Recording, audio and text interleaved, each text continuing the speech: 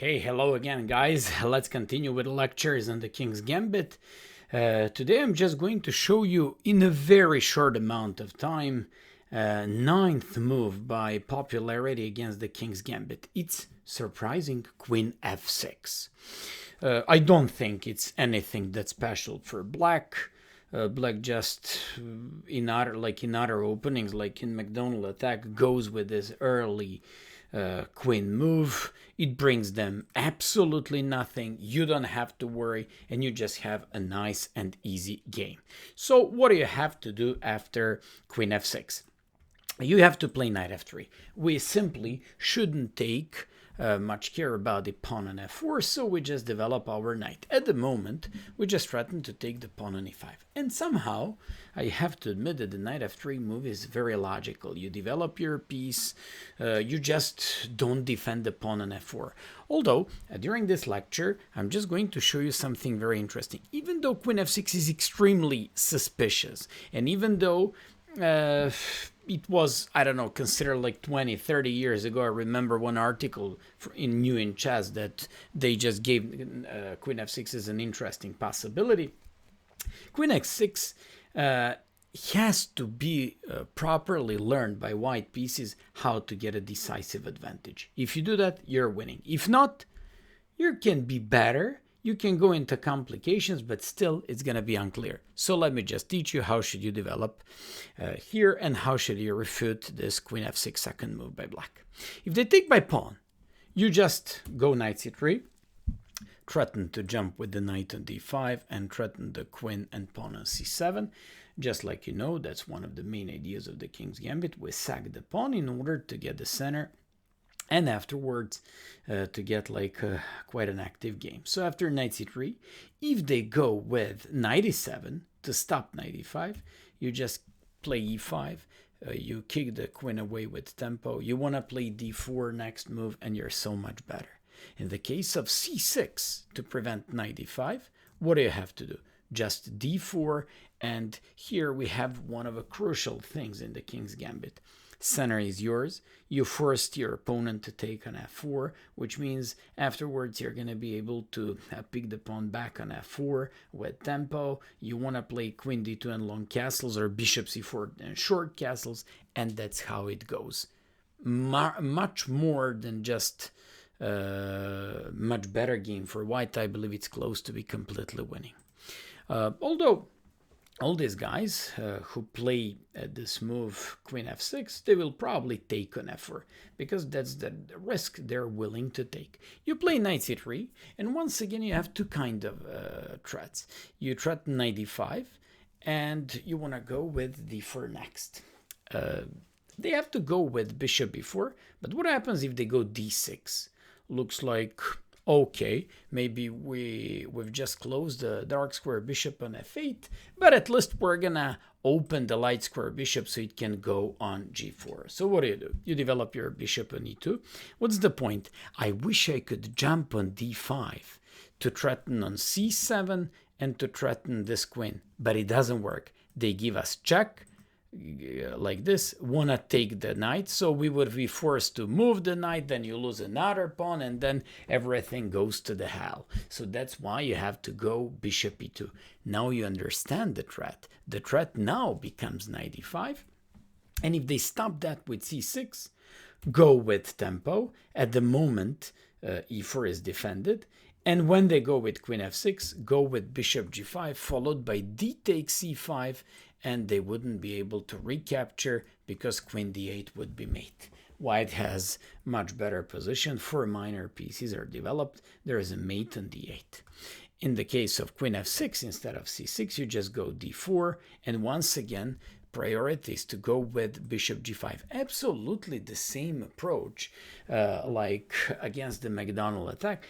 So if you wonder what the McDonald is, it's e4, e5, knight f3, queen f6. One of my first videos on the channel, I covered this one, and absolutely the same approach all the time, d4 followed by bishop g5. So you just keep that possibility as an option. After like knight f3, queen f4, knight c3, d6 is just one of the options. Most common reaction by these black players is bishop b4.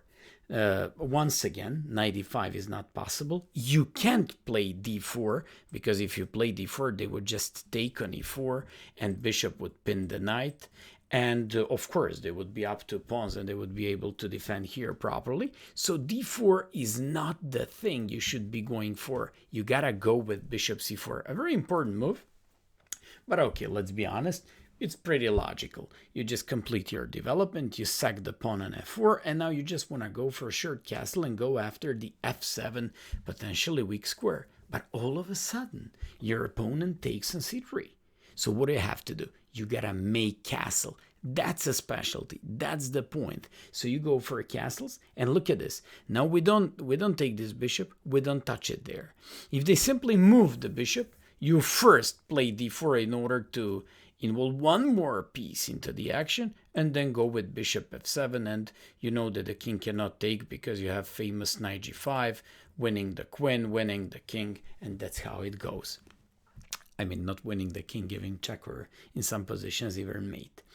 So after this beautiful castle, they just have to go with f6 to close the f-file, and further pressure and activity against the f7 pawn. But maybe they just closed that.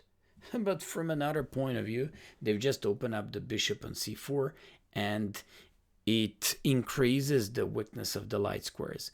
We play d takes c3, which attacks the queen. They gotta go queen g4. A very beautiful line happens after queen e4. For all of you who likes tactics, feel free to find it. For all of you who would like to learn something new, it's knight e5. They cannot capture by queen because of rook e1, and the queen would drop. In the case of f takes e5, you just have check, this one check, this one check, and after king d6, involve even rook. After knight f6, queen f6, this is mate, and just have fun at home finding a mate in few moves there. So all things considered, let's once again go into this variation. After like d takes c3, they are not supposed to take on e4, but to go with the queen on g4.